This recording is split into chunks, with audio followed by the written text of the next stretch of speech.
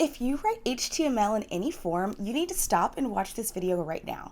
Today I'm going to be talking about some common HTML mistakes that I see new and even seasoned developers make. But more importantly, I'll be showing you how to fix them.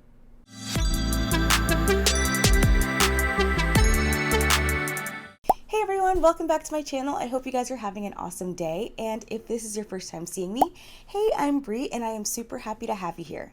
Now, my intro may have been just a little bit dramatic, but there really are a few common HTML mistakes that I see all kinds of developers make. Now you may be thinking to yourself, HTML is so easy, you really don't need to spend that much time learning it, and that might be true in a lot of cases. However, there are a few mistakes that if they're made in your code, they can really affect the usability and accessibility of your web page. So today I'm going to be talking about a few mistakes that I see happen pretty often in HTML, and I'm going to be showing you how to fix them. As always, if you are more interested in the timestamps and chapters, they are always below, and let's go ahead and get into it. So the first one that I want to talk about is something that I have seen both with newer developers and also in large production code bases as well, and that is creating a ton of Div Soup. This is a common mistake that I see happens when people sort of misuse tags, or they're just simply not aware that there might be a better tag out there for the purpose of their data. So under this umbrella of creating Div Soup is sort of a term used to describe a page or like a file that has a lot of divs and mostly uses divs for the sectioning. Now, why is Div Soup bad? Other than the fact that it is very, very difficult to read, there naturally are better tags out there to help us section our content. When everything is sort of encased in a div, it sort of loses its meaning. Now, pre-HTML5, the way that HTML was generally written was basically sectioning everything with a div, and then each div was given its own individual ID or a class to help decide what sections everything belonged to. But HTML5 gave us new standards and also new tags for how we would be able to section and break down our content. So let's take a look at an example. So here we can see that pre-HTML5, like I said a few seconds ago, everything is sort of in a div. I have a little diagram to show a pretty generic and pretty common layout for an HTML file where we have our header, we have a nav, we have our section and articles, we have an aside, and we have a footer. Now, if all of those elements together are sectioned with divs, as you can see in the little code snippet, they currently don't have any content, but once you add content here, you can already tell that it's going to be very, very difficult to read. And I don't know if you're anything like me, but sometimes lost ending tags can make debugging so crazy and it can just be a headache. So if we take a look at this example, which is post HTML5, we don't have to worry about having so many divs anymore. We're not looking at just a wall of divs. We have a header tag, we have a nav tag, we have our section and our aside and article and footer. Now, as you can see on this side also, it makes it so much easier to read and actually human readable. So it's easier to see where your content actually is, and it's going to be a lot better for debugging purposes as well. Div Soup can be very, very easy to make, so it's important that when you are going through and sort of starting to plan out what your content is going to look like, it's important to make sure that you are planning on how that content is going to be sectioned and structured so that you can avoid or have as minimal Div Soup as possible.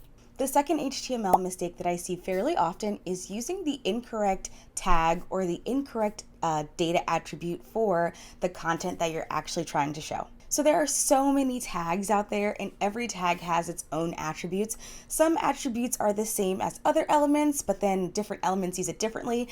There's really a lot out there, and it can be really tricky to figure out exactly which element you should use and which attribute you should be using. But your rule of thumb should always be to use the element that best matches the content that you're trying to show. So I have two examples here. Let's think about forms. Forms are something that we interact with just about every day. I know that I use a username and login form every single day. And we interact with them so often that I'm pretty sure if you saw a login form that looked a little bit odd, you would be able to tell. So let's consider a basic login form that, like I said, accepts a username and a password. So a username is just a string, and there are a few form elements that would allow us to accept a string from our users. But what if instead of using something like an input with a type of text, we use something like a text area? Clearly we can see it looks a little wonky. It doesn't really match the content that we're trying to show and interact with our users, because a username is never going to be paragraphs long or long enough to need to be in a text area.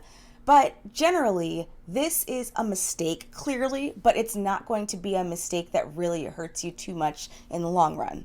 And that's mainly because we're still going to be able to extract the string from this text area, but it's definitely not the right input that we should be using for this form. Now, let's take a look at the password.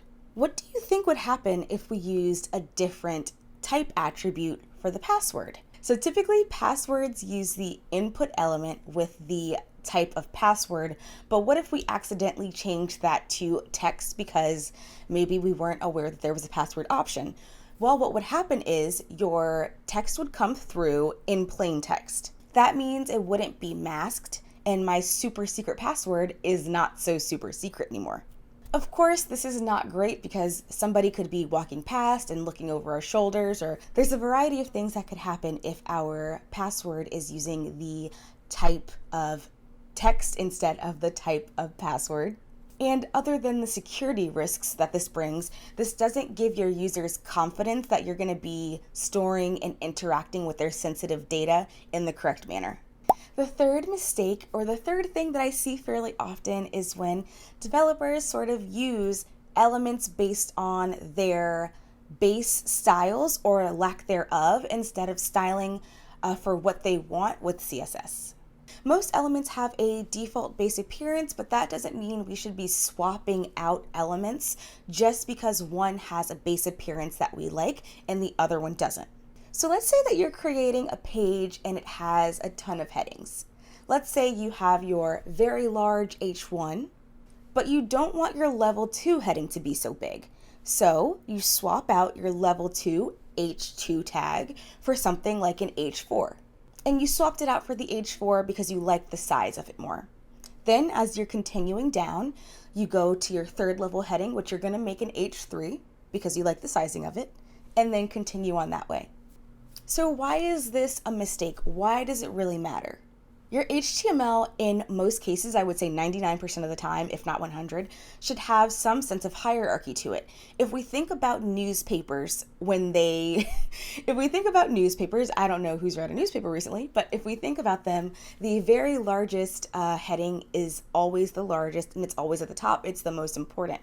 Then as we get down into the subsections and the subarticles, the titles become a little bit less important. And the same should be with your HTML. So in this case, if we have an H1, and then since we don't want the H2 and we wanted a smaller text, we replaced it with an H4, that tells us that the headings are going to jump from the most important title to the fourth most important title. But then if we added our H3, we're sort of jumping around on the page. And what we're doing is we're telling our page that that second level heading, or what we want to be our second level heading, is not as important as the third level heading, which is not true.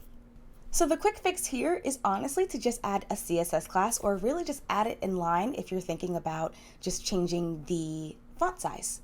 Another example of this, but sort of in a different direction, is when people use divs, which don't have any base styling at all, and want to style them with whatever styles they're trying to add.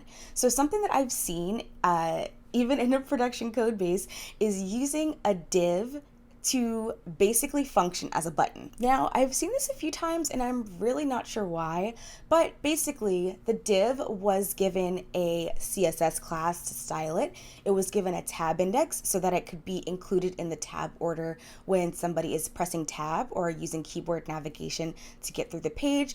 It was given the role of button, which means it should be treated like a button according to the browser.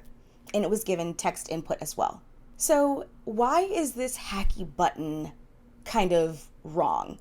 Well, the first thing is a div isn't an interactive element and it never was meant to be. Hacking things like this can really screw with the accessibility of the page, and it can really mess with how people who don't use a keyboard and a mouse but might use assistive tools, it can really mess with how they're able to interact with the elements on the page.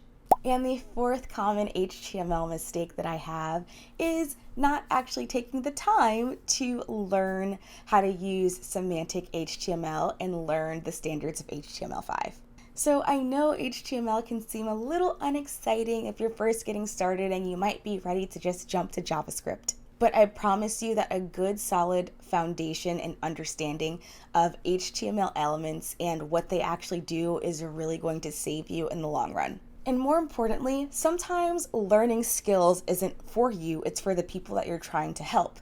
So learning and getting a solid foundation in HTML and understanding what elements are there and how your users can and will be interacting with them might not seem like it's going to help you a lot, but it's going to help the people that you are creating applications for. Because at the end of the day, you're going to develop it, but they're going to be the people who are actually interacting with it. Now, I'm not saying anybody needs to be out here spending months learning HTML, but I do want you to give it a fair chance. So, are you making any of these mistakes, or do you have a mistake that you would add to this list? If so, go ahead and let me know in the comments below. And that's it for today, guys. I hope that you all enjoyed this video. I really enjoyed making it and sort of thinking about some of the mistakes that I used to make and some of the things that have been a little bit crazy that I've seen in code bases. But I think the more we know, the less apt we are to make these mistakes. So if you guys enjoyed this video, please feel free to like and subscribe. And I can't wait to see you all in my next video.